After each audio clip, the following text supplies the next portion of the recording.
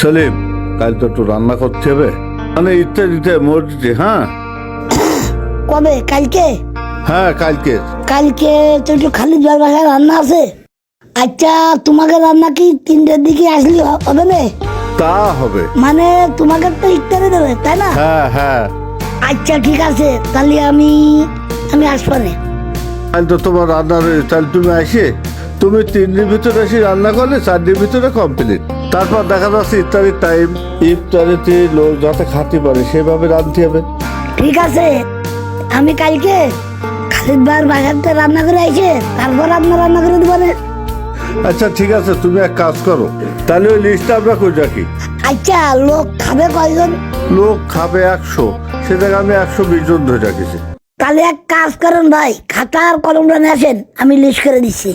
আচ্ছা ঠিক আছে, তাহলে আমি খাতা পেনটা নিয়ে আসি। সেলিম, কি ব্যাপার, কাজ কত রয়েছে? এই তো প্রায় হয়ে গেছে।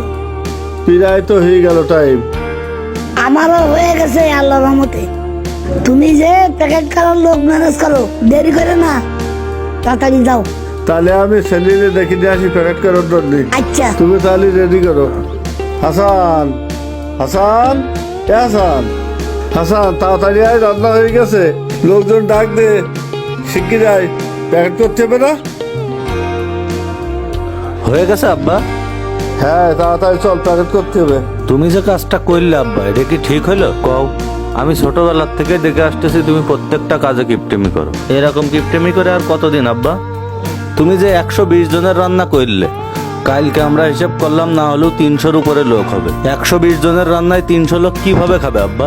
120 জনের রান্না 300 কে 500 লোকও খাওয়ানো যাবে, তুই কি কিছু বুঝিস? শোনো আব্বা, আল্লাহ তালা কি আমাদের কম দেছে বলো? 120 জনের রান্নায় যদি তুমি 500 প্যাকেট করো, আর ওই 500 প্যাকেটের ভিতরে যে পরিমাণ খাবার থাকবে, সেই খাবার খেয়ে কি কোনো রোজাদার ব্যক্তির পেট ভরবে? এরকম লোক দেখানো ইফতারি দেওয়ার থেকে না দেওয়াই ভালো। তোমার ইফতারি আয়োজন আমার পছন্দ হয়নি আব্বা, আমি যেতে পারবো না। শোন বাপ, রাগ করিস না, শোন এবারের মতো চল যাই, 120টি প্যাকেটই করবো, বেশি করবো না। দরকার হয় আবার রান্না করে খাওয়াবো, তারপরও আমি 100 লোকের রান্না 300 লোকের আমি খাওয়াবো না। আসলে ভুল করে ফেলেছি। আয় চল বাপ। আব্বা, ভবিষ্যতে যেন এরাম ভুল করে না। কোনো কিছু দিলি দেওয়ার মতোই দিতে হয়, নাম ফুটানোর জন্য দিয়ে কোনো লাভ নেই। সেলিম, কি অবস্থা, রান্না কত দূর? এখনো হয়নি, তাড়াতাড়ি করো। আয় না তোরা, তাড়াতাড়ি কর, ইত্যাদি টাইম হয়ে গেল না।